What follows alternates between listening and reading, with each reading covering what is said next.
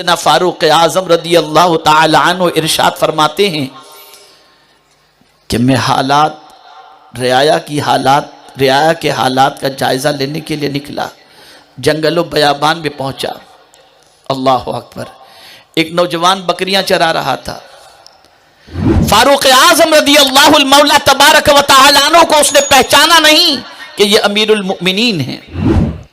ایک مسافر کی حیثیت سے پہنچے، نوجوان کو آپ نے دیکھا، ارشاد فرمایا، اے بکریاں چرانے والے، کسی بکری کا دودھ دوہ کر کے تھوڑا سا مجھے دے دے، بھوک لگی ہے، میں ایک مسافر ہوں۔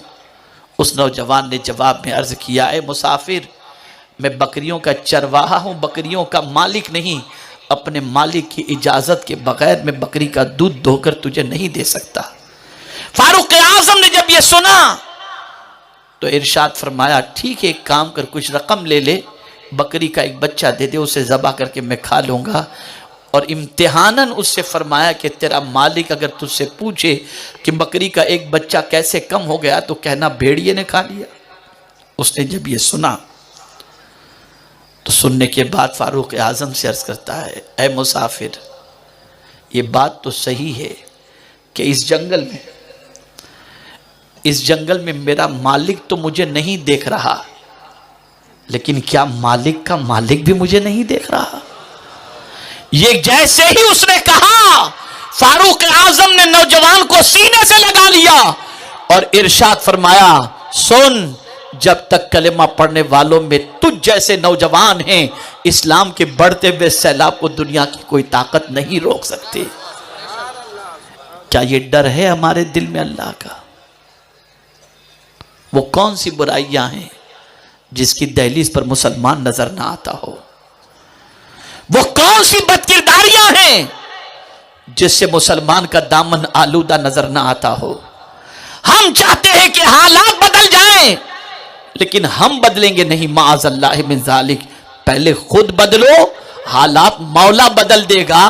ارے میں اکثر کہا کرتا ہوں، ذرا اتنا تو سوچو، ایک مسجد کے قریب رہنے والا بے نمازی شخص جو نماز بھی نہیں پڑھتا، تلاوت بھی نہیں کرتا، لیکن اس نے اپنے آپ کو چینج کرنے کا ارادہ کیا اور اس نے حج کا فارم بھرا، نمبر لگ گیا، وہ امام صاحب کے پاس پہنچتا اور کہتا ہے، کل میری روانگی ہے حج کے لیے، حضرت دعا فرمائیں۔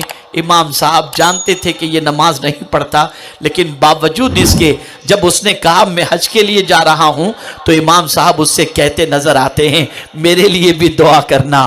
اللہ اللہ، اس بندے کو آپ دعا کے لیے کہہ رہے ہو جس نے جو نماز نہیں پڑھتا تھا؟ تو امام صاحب جواب دیں گے، اللہ نے اسے اپنا مہمان بنا لیا اور یہ خدا کی طرف بڑھ رہا ہے، تو جب اس نے قدم اٹھا لیا ہے تو اللہ اس کی دعاؤں کو قبول کرے گا، اور اس وجہ سے وہ بھی دعا کی گزارش کرتے نظر آتے ہیں۔